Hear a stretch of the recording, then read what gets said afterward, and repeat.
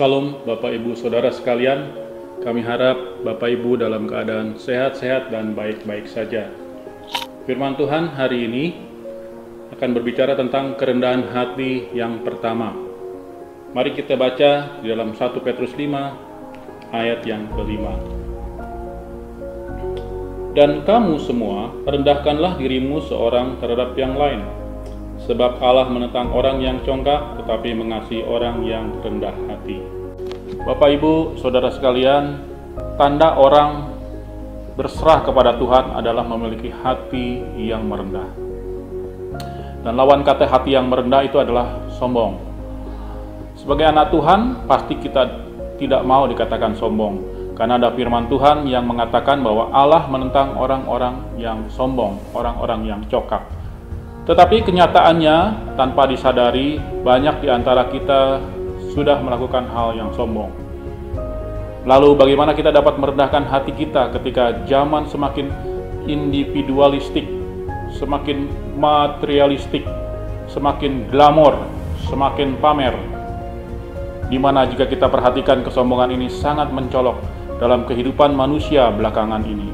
Antara lain, kelimpahan harta duniawi, rupawan, ganteng, cantik, kita dipakai Tuhan dalam pelayanan secara rohani ya, pandai secara intelektual, dan berbagai macam kelimpahan lainnya. Sebenarnya tidak ada yang salah dengan kita memperoleh kelimpahan. Setiap manusia diberikan Tuhan berkat menurut porsi masing-masing. Ada yang sederhana, ada yang cukup, juga ada yang berkelimpahan. Artinya semua sudah diberikan oleh Tuhan kepada kita. Kita harus syukuri, tetapi kita juga harus dengan bijaksana mengelola berkat itu. Kekayaan dapat membuat kita sombong jika kita tidak memperoleh dengan cara yang dilakukan dikehendaki Tuhan. Artinya kita memperoleh kekayaan dengan cara duniawi. 1 Timotius 6 ayat 10 katakan, karena akar segala kejahatan adalah cinta uang. Sebab oleh memburu uanglah beberapa orang telah menyimpang dari iman dan menyiksa dirinya dengan berbagai duka. Lalu mengapa orang masih mengejar kekayaan yang menyebabkan kesombongan ini? Karena pandangan dunia, jebakan dunia ini, orang yang diberkati adalah orang-orang yang kaya. Padahal kekayaan itu relatif, saudara, tergantung setiap kita memaknainya. Maka carilah kekayaan, carilah uang dengan cara yang jujur dalam mengelola, jujur dalam laporan, jujur menjual barang yang baik, dengan rajin terus berharap kepada Tuhan dengan kekuatan kita dan dengan disiplin kita mengembalikan yang menjadi haknya Tuhan, disiplin mengerjakan pekerjaan yang diperintahkan atasan atau memperhatikan bawahan kita, maka kita akan dipuaskan, sehingga kekayaan yang kita punya hanya untuk kemuliaan Tuhan. Misalnya menopang pelayanan, membantu orang yang kekurangan, dan lain sebagainya. Sehingga jika kita dipercaya menjadi orang kaya, jadilah orang kaya yang tetap rendah hati, memegahkan harta yang kita punyai atau disebut dengan pamer. Karena firman Tuhan katakan, di mana hartamu berada, di situ hatimu berada. Tetapi lebih yang Tuhan inginkan, kita peroleh kekayaan secara rohani.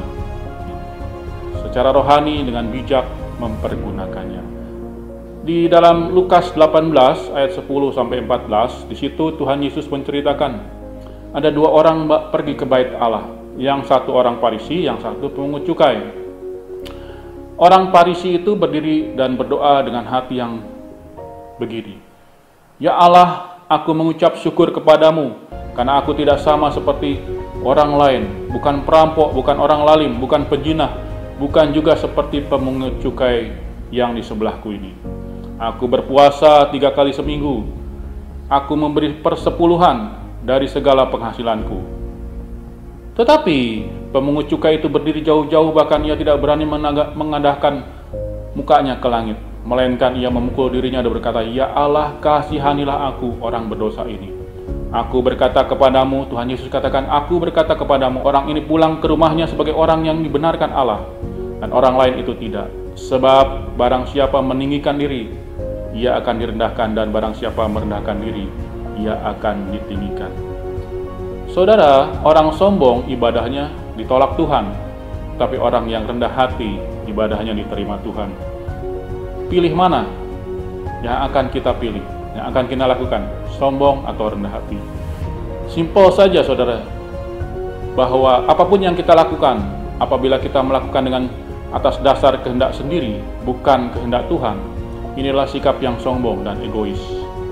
Jadi, saudara-saudara, mulailah lakukan segala menurut kehendak Tuhan. Usahakan untuk tidak melakukan kehendak sendiri. Pastikan Tuhan disukapkan dengan sikap dan tingkah laku kita.